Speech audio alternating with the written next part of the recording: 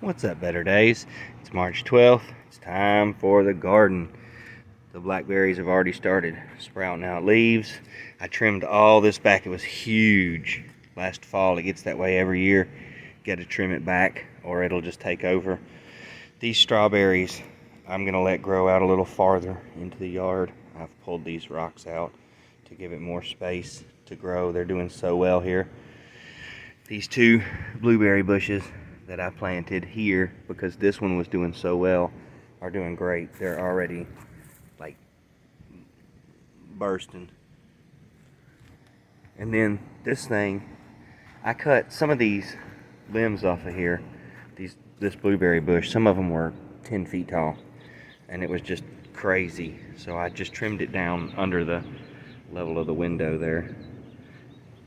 This thing went nuts. Probably the best plant I've ever grown in my life, and it's on the north facing side of the house. It only gets sunshine in the morning. Once noontime gets here, it doesn't get any light. The sun's back behind the house, but it's loved it there.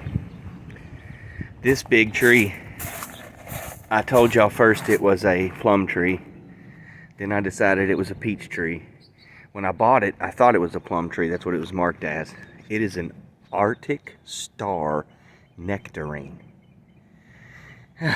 It's been crazy trying to figure it out, but it's incredible. The grapes of wrath are going nuts. We've already made lots of batches of wine with this, and it's already getting started for this year. What it does when it starts is it just kicks out little orange bulbs, and they cover this thing up. They look like that right there. And that's what the leaves shoot out of everywhere. This whole thing will get covered. There's garlic in the ground right here, and then at the other end as well. And I haven't planted garlic in years. Once it gets in the ground, it's tough. It just keeps coming back, which is fine. I don't have anything going on over here just yet. I'll use that space for summertime crops. This is a second grapevine. It's not as big as that first one. I planted this one 5 years ago. I planted this one 3 years ago, and it makes grapes. It does pretty good. This tree stays covered in bees this time of year. They're buzzing all around. It's fantastic. Oh, there's one right there. Oh, well, they're everywhere. They're literally everywhere. I did a major development. This fence used to come to over here and then stop. And this was all yard with this space, but I fenced it off.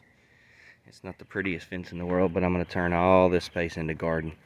And I'm going to wrap these fence panels, that one, those two, and these two over here, in more grapes. I've got grapes here, and it's early to have grapes. It should look like the other one. It should be dead right now and just starting.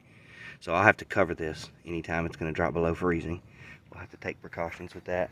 But that's the way they were on the shelf in the store, and you hate to do anything other than get them started right away. So that's what I've done. We've got some Concord grapes, some good eating grapes, and some white grapes for making some white wine.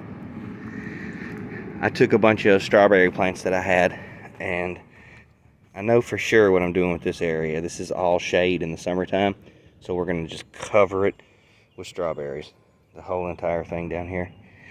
And I haven't decided exactly what I'm going to do with all this area just yet, but we know we're going to have those two grapes right there.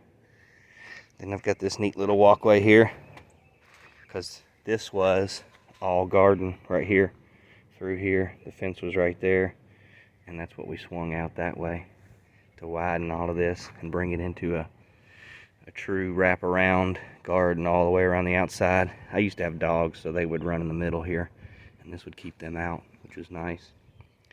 All of this area right here is going to be broccoli, which I've already got a whole bunch of shoots started in some starter kit.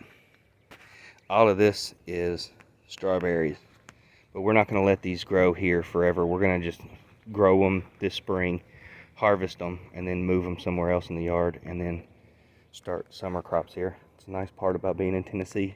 You can grow strawberries right here, get your fill. they can finish up for the year. Then you can put in tomatoes and peppers and stuff. This is somewhere I just started some broccoli to see if I could get them to go, and sure enough, I put 3 little seeds in each spot, and at least one popped up in each. There's 3 little spots, and they're looking really good. They're gonna do great. This is all lettuce. I planted this several weeks ago. It's really gonna take over. If you've been watching for a while, you know I grow huge patches of lettuce. It's gonna be ridiculous. There's gonna be so much lettuce, you won't be able to stand it. And that's what things are looking like right now in the garden. It's March 12th. I'm gonna try to do this, if not every week, maybe every other week at very least, and keep updating how things go. Thanks for watching, you guys. Have a better day.